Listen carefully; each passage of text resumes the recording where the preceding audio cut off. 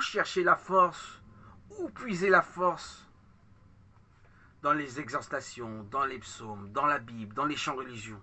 Dans les chants religieux, nous bénéficions de très belles paroles encourageantes. Notre foi se renforce, elle se trouve fortifiée. Tous les versets sont dirigés vers Dieu. C'est clair. Tout écrit, chants qui ne sont pas en lien avec Dieu nous dessèchent, nous appauvrissent. On ne puise ni force ni énergie nourrissante. Notre âme s'égare, se perd. Voir un film, lire un roman dénué de sens liturgique, religieux, nous coupe des liens filiales avec le Père et le Fils. Nous devenons orphelins, livrés à nous-mêmes. Nous sommes par nous-mêmes affaiblis par nos choix. Nous nous replions sur nous-mêmes, nous sommes plus féconds pour annoncer l'évangile, louer Dieu. Nous avons pris la mauvaise décision. Lire des lectures où Dieu est absent, voir des films qui ne sont pas en relation avec Dieu. Se distraire dans des distractions, spectacles, théâtre, rencontrer des personnes n'ayant aucun lien avec la sanctification. Se perdre dans des choses qui ne sont pas de Dieu. C'est évident. C'est nous couper avec le lien que Dieu veut tisser avec nous. C'est couper les racines, les germes de l'Esprit Saint qui demandaient qu'à croître, grandir en nous. Nous avons assombri sa lumière par nos choix, nos désirs, nos convoitises. Nous sommes peut-être saturés nous-mêmes. Nous sommes peut-être trop enfermés de manière exagérée dans nos lectures religieuses. Nous avions peut-être un désir impérieux de voir ailleurs, marcher à contre-courant. Et nous sommes tombés. Aujourd'hui, nous suffoquons. Nous avons conditionné notre volonté dans une seule direction et nous aspirons naturellement à chercher voir d'autres univers, d'autres horizons. C'est possible. Cela arrive chez ceux qui ont voulu prendre beaucoup du royaume de Dieu. Ils ont porté beaucoup de responsabilités sur leurs épaules.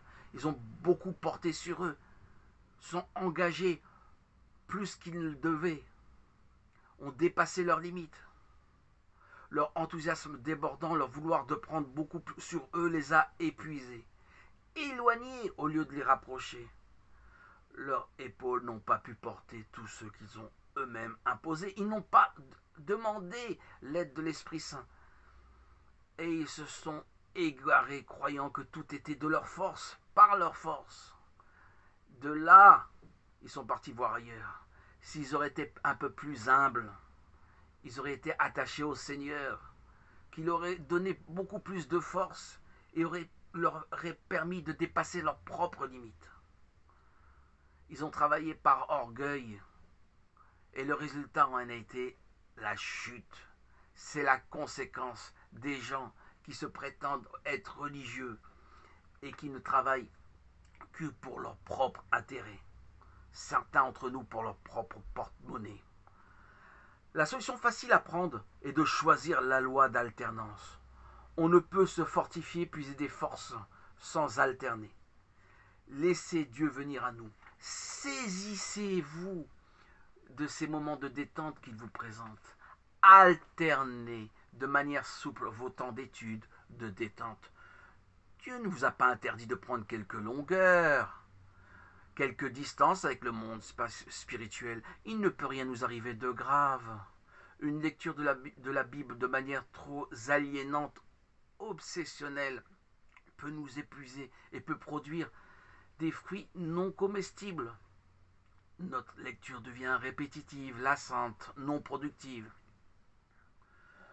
Nos motivations ne sont plus là.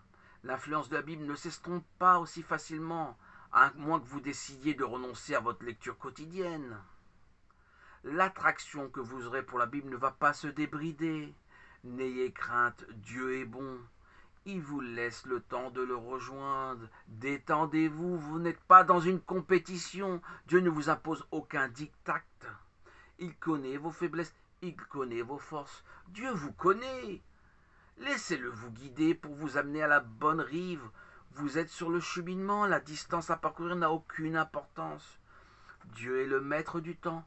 L'horloge, c'est lui qui l'a fait fonctionner pour nous. Vous prétendez maîtriser votre temps, vous ne faites qu'augmenter votre tension artérielle. Lâchez prise, remettez-vous à Dieu, il est le gouverneur, le Seigneur de vos âmes, sur lequel vos yeux sont tournés. Il ne vous abandonnera pas parce que vous avez décidé de faire une petite pause. C'est d'ailleurs une preuve d'intelligence de votre part. L'alternance entre pause et lecture est la clé qui nous amène à des progrès beaucoup plus abondants, beaucoup plus productifs. Vous débordez d'amour pour Dieu qui vous a éclairé une fois de plus sur l'attitude à avoir, à tenir pour le service sacré. Seigneur Jésus, j'ai confiance en toi, je mets ma confiance. Tu m'enseignes, me guides comment te servir. À toi, Seigneur, tout honneur et toute gloire pour les siècles des siècles. Alléluia.